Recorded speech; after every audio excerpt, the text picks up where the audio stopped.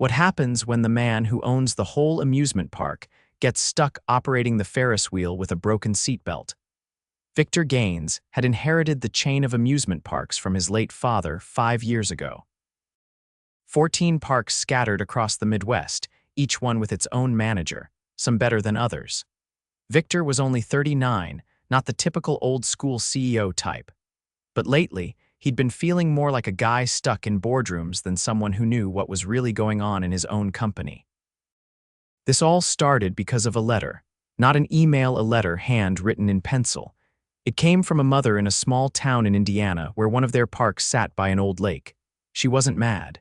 She just said her teenage son applied to work the summer there, but left after 2 weeks. He said the place felt off, she wrote. Not unsafe, just like no one cared. Victor didn't need much more than that. He'd never met the staff at that park personally. Most of the managers had been hired by the district director years ago. He didn't even have a photo of the current manager on file.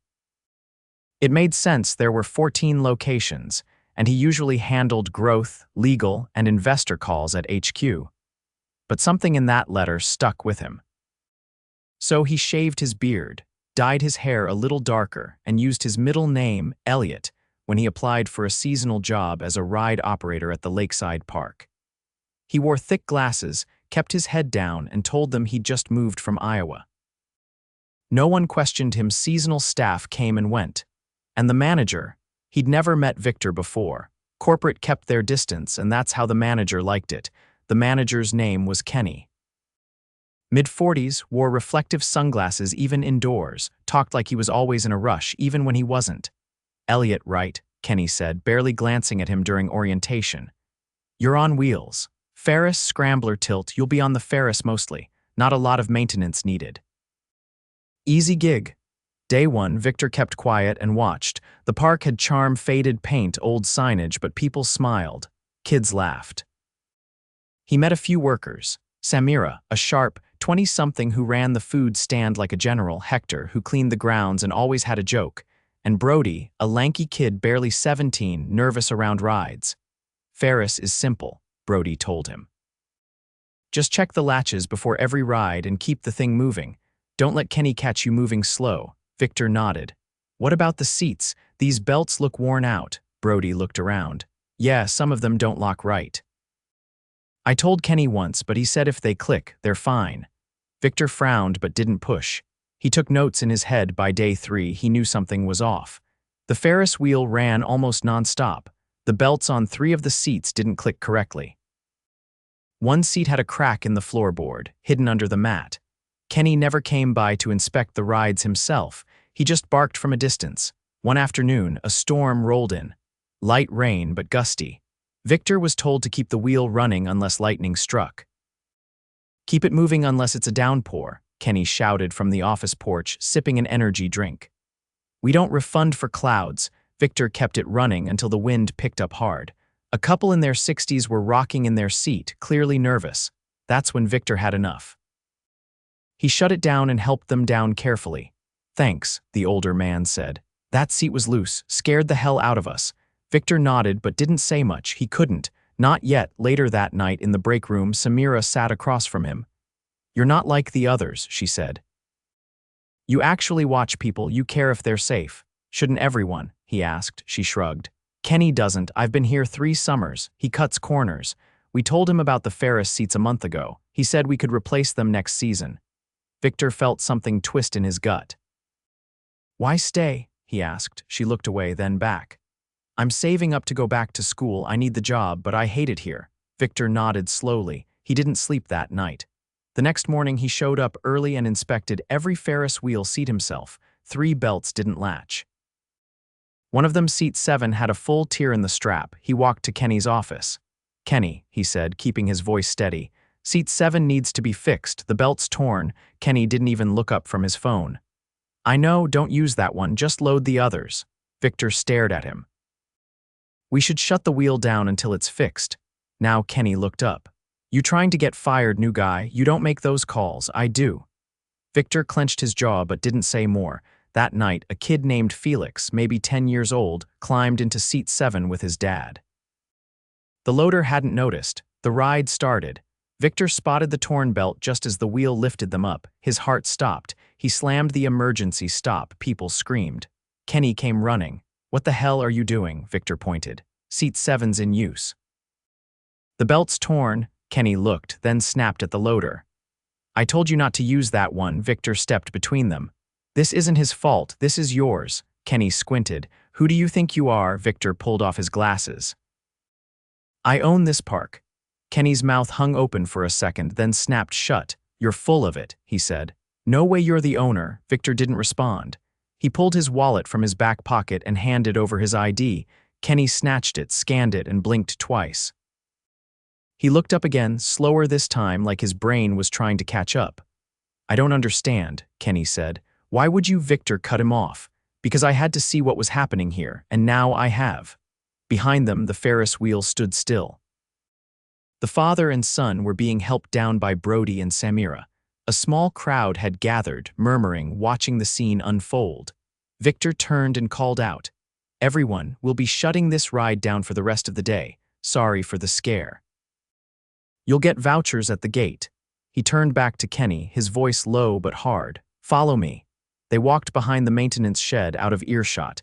Kenny shoved the ID back into Victor's hands. "You think you know how hard it is to run this place?" "I think I know enough," Victor said. "You knew about that seat. You didn't fix it. You didn't lock it out. You let it run anyway." Kenny crossed his arms. "We don't have the parts. I've been asking for a new harness kit for months. No one at corporate responds. You want to blame someone? Look in a mirror." Victor didn't flinch. "There's a budget for basic safety equipment. That order would have been approved in under a day. You never submitted it." Kenny didn't answer. "How many other corners have you cut?" Victor asked. Kenny looked away. "You're done here," Victor said. "Effective immediately." Kenny's eyes widened. "Seriously?" Victor didn't blink. "You can collect your things now. Security will escort you out." Kenny laughed once, bitter and sharp. "Good luck running this place without me." Victor turned and walked back toward the ride. His heart was pounding, but he didn't show it.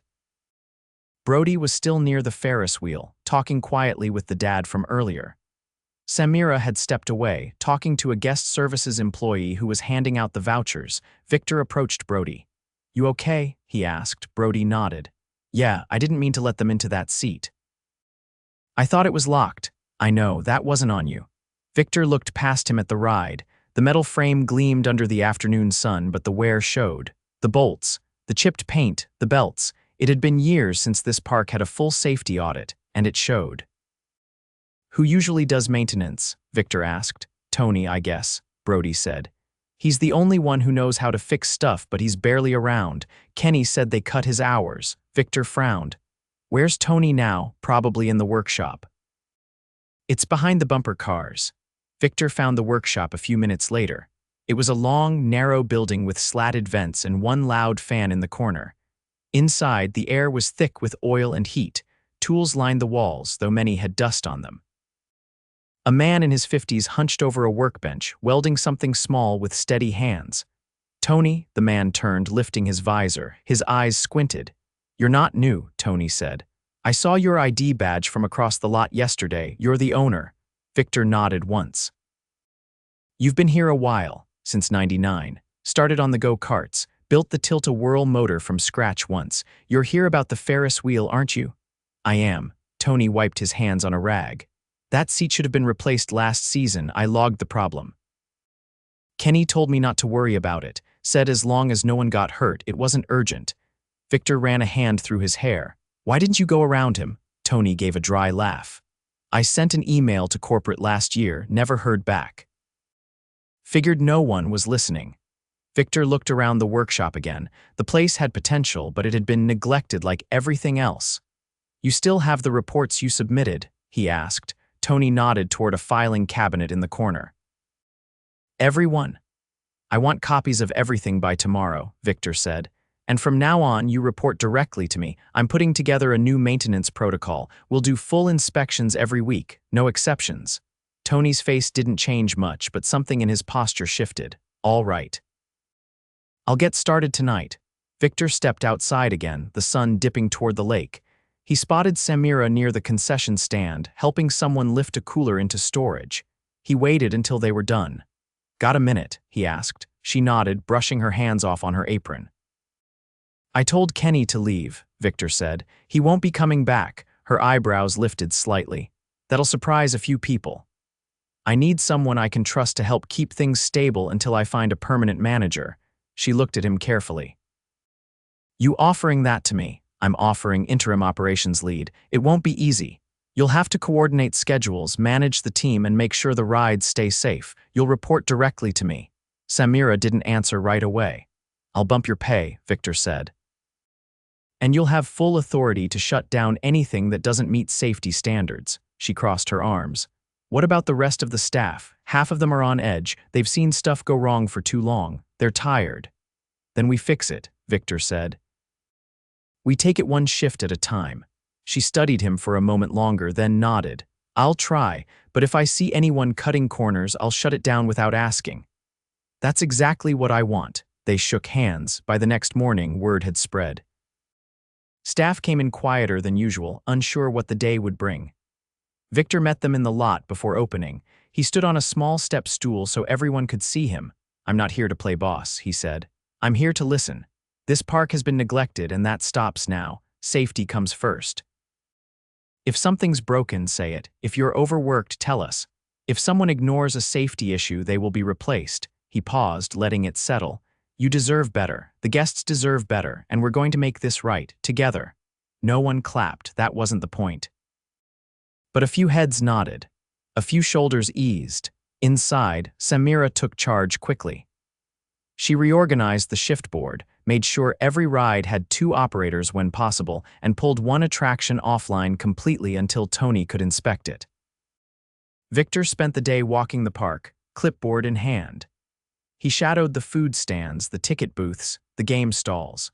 He watched how long guests waited, how staff handled complaints, how the radios didn't always work when someone needed help. At one point, he passed the photo booth and heard a girl whisper to her coworker, "He's not like the others." He didn't stop. By late afternoon, Tony returned with a full report. Over 24 items needed attention, ranging from minor fixes to urgent repairs. Victor authorized immediate budget release. Parts would be overnighted.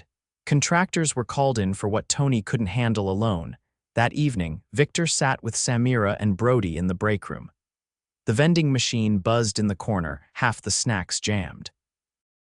What made you come here undercover? Brody asked. Victor looked at them both. A letter, from a parent. She said her son left because the place felt wrong, not dangerous, just that no one seemed to care. Brody nodded slowly. That was me. Victor raised an eyebrow. I quit 2 weeks ago, Brody said. My mom convinced me to come back yesterday. She didn't tell me she sent a letter. Victor leaned back in the chair, silent for a moment. I'm glad she did, he said. And I'm glad you came back. Brody looked down, then up again. So what now? Victor looked at them both. Now we fix this place. For good. By the end of the first week, the Ferris wheel still hadn't reopened. Every morning, Victor walked the park with Tony, clipboard in hand. They checked bolts, cables, platforms, and operator panels. Seat 7 had been removed completely. The new harnesses were due to arrive the next day, but Tony wouldn't reinstall anything until he inspected the welds on the undercarriage. No point putting a new belt on a cracked frame, Tony said, crouched beneath the platform. If it fails mid-cycle, the whole structure's compromised. Victor crouched beside him. How long to reinforce it? If I work through tonight, maybe by mid-afternoon tomorrow. Do it. By mid-morning, the usual Saturday crowd started filling in. Families with strollers, teenagers in matching shirts, older couples with season passes. The new ticket booth system that Samira had set up helped the lines move faster, and the guest services team had started offering free lemonade vouchers to anyone who had to wait longer than 15 minutes. Victor stood by the carousel entrance when he saw a girl slip on a wet patch of concrete. A nearby operator caught her before she hit the ground, but the puddle hadn't been marked. Where's maintenance? Victor asked, checking the walkie clip to his belt. A voice crackled back. Hector's still in Zone 3. He's the only one on cleanup until 3. Victor turned to a nearby employee. Grab a cone. Rope off this section now.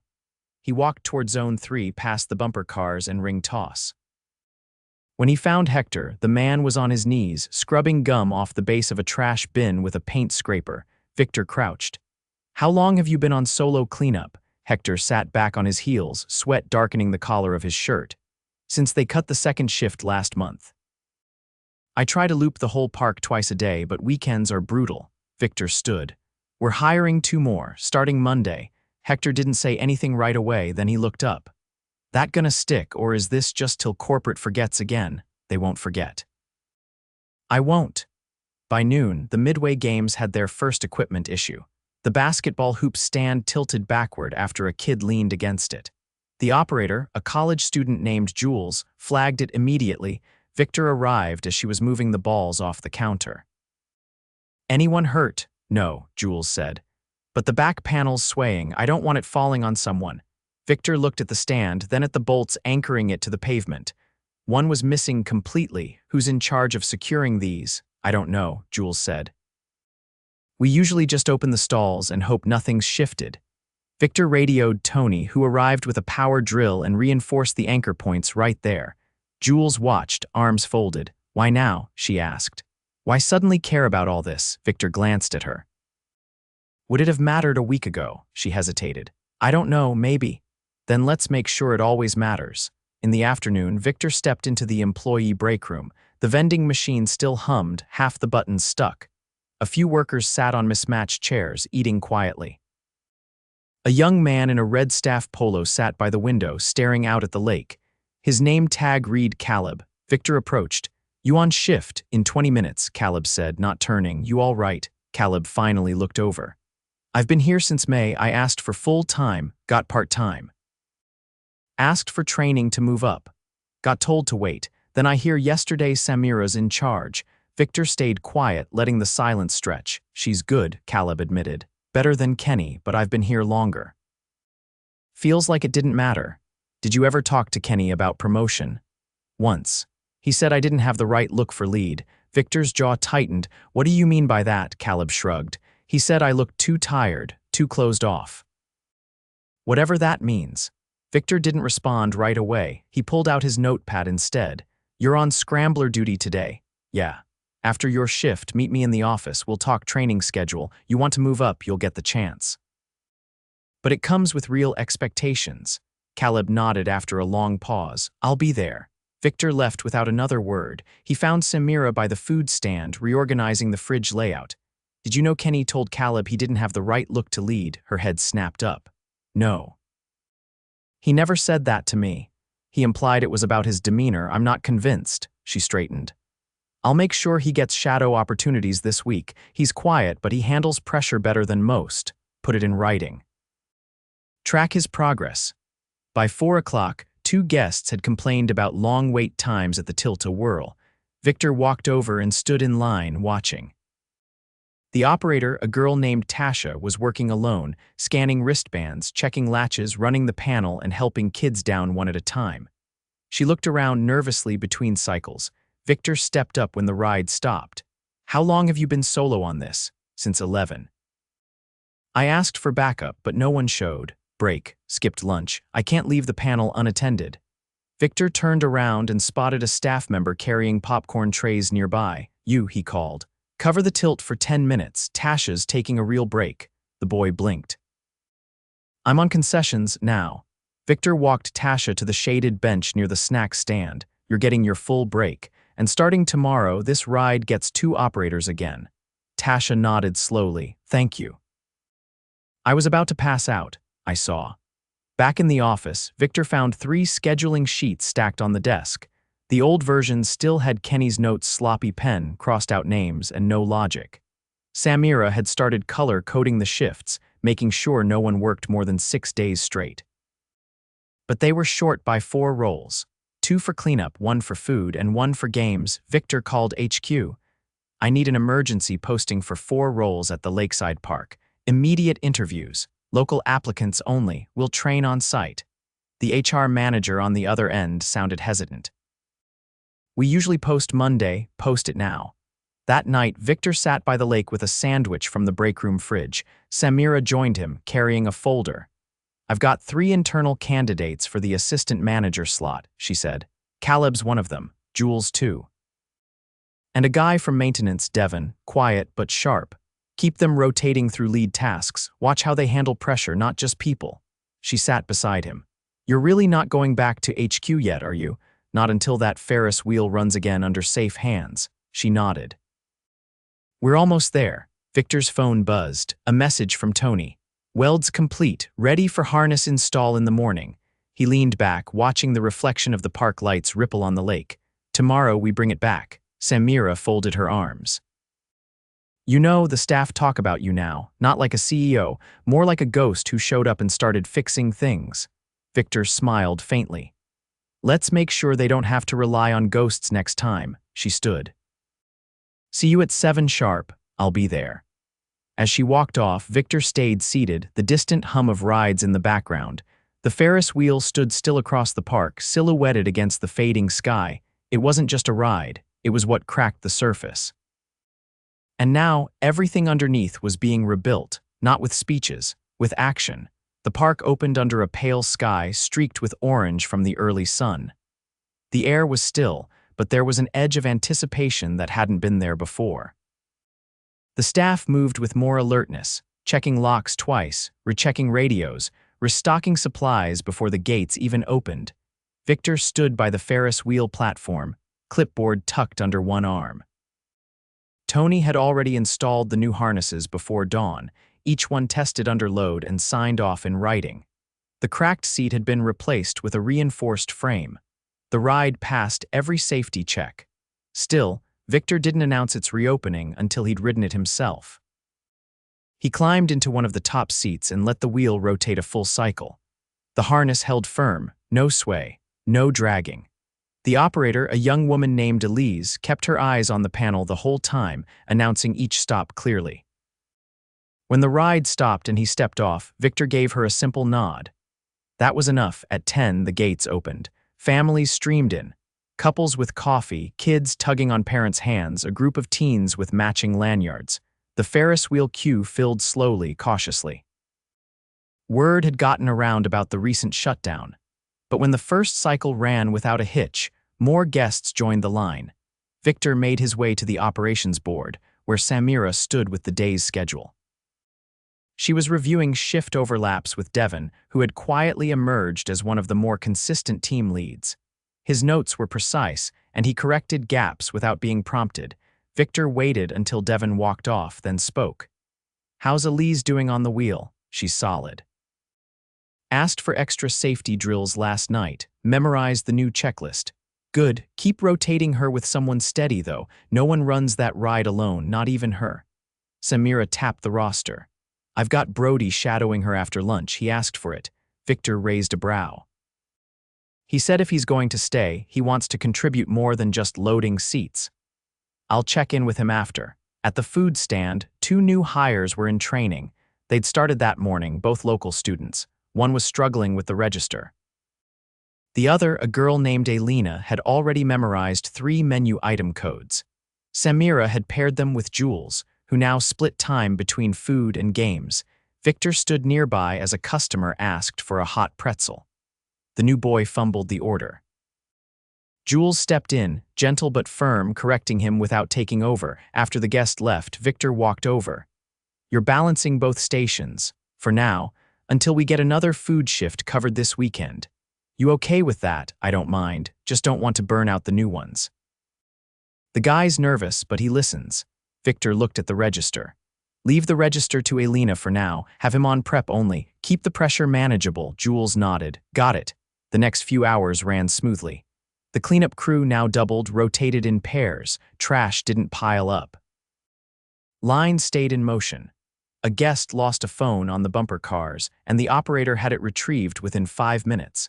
Victor noted every response. He didn't praise anyone publicly unless they handled something beyond expectation, but he made sure they saw him watching. Near the arcade, Caleb coordinated a new prize inventory. He'd taken initiative without being asked, organizing low-stock items into a shared list.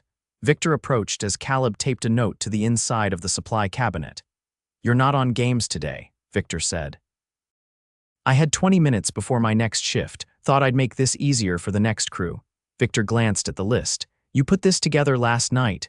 Yeah, figured if I want to move up, I should act like I'm already there. Victor folded his arms. You are. Starting next week, I want you shadowing Samira on shift allocation. You'll co-manage schedules and handle morning walkthroughs on even days. Caleb blinked. Seriously, you earned it, but expect pushback. Not everyone adjusts well to change. I can handle that. You'd better. You'll be evaluated weekly. Caleb nodded once and returned to his task. At mid-afternoon, a man in a navy polo approached the staff gate. He had a clipboard and a badge from the State Safety Board. Victor had requested a surprise audit earlier that week. The man introduced himself simply as Curtis. Victor handed him a hard copy of the maintenance log, then followed him through the park. Curtis tested every seatbelt on the rides, reviewed operator check-ins, and inspected the undercarriages of 2 coasters. He asked Elise to run a mock shutdown. She did it with barely a pause. After 2 hours, Curtis handed Victor back the clipboard. No citations, he said. Wheel was the only red flag and your corrections are textbook. I'll file the report tonight, Victor nodded. Appreciate you coming in person. Curtis gave a small nod and left without further comment. By late afternoon, the heat had settled in. Staff rotated through their breaks like clockwork, short, efficient, no missed handoffs. In the break room, Victor sat across from Tony, who had a grease mark on his forearm and a thermos of coffee in one hand. You got everything you need now, Victor asked. Almost. I'd like to bring in a part-time apprentice, someone young. I'm not going to be here forever, and this place needs someone who understands these rides inside out. Victor leaned back. Find someone, I'll approve it. Tony raised the thermos slightly. I will. Outside, the sun began to dip. The Ferris wheel lights flicked on automatically, casting a soft glow over the lake. Families took photos. Laughter rose from the carousel. Victor stood at the center of the main path and turned slowly, scanning the entire park. No ride sat empty. No guest looked stranded. No operator looked overwhelmed. Samira joined him quietly. You know, she said, when you told me to shut things down if I had to, I didn't expect to almost do it twice this week. But you didn't, Victor said. No, I didn't. You nervous? A little. Good. That means you're paying attention. She looked around. It's better now, not fixed, but better. It'll never be perfect, but it doesn't have to be broken. They stood in silence for a moment. Tomorrow, Victor said, I'm heading back to HQ, but I'll be calling weekly. And I'll be back every month. Samira folded her arms. You worried we'll slide back. I'm making sure you don't have to carry the weight alone. She didn't answer, but she didn't argue either. Victor walked the park once more before closing. He stopped by the till to whirl. Tasha gave him a nod from the panel, her movements smooth now, calm. At the food stand, Elena handled a full order line without flinching.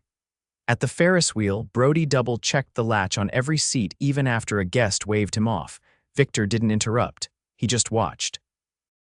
At closing, the staff gathered near the gate. Not for a speech, he hadn't planned one, but they waited, so he spoke. You did good work today. Not because I was watching, but because you knew it mattered. That's the difference between a job and responsibility. He looked at them one by one. This park is yours now as much as mine. Keep it safe, keep it honest. And if anyone tries to cut corners again, you know what to do. No one clapped. They didn't need to. The gate closed behind the last guest. Lights shut off one by one. As the park faded into quiet, Victor stood near the Ferris wheel one last time. The metal frame stood straight, the new harnesses secured, the platform swept clean. He didn't need to ride it again. He just needed to know it would hold. And this time it would.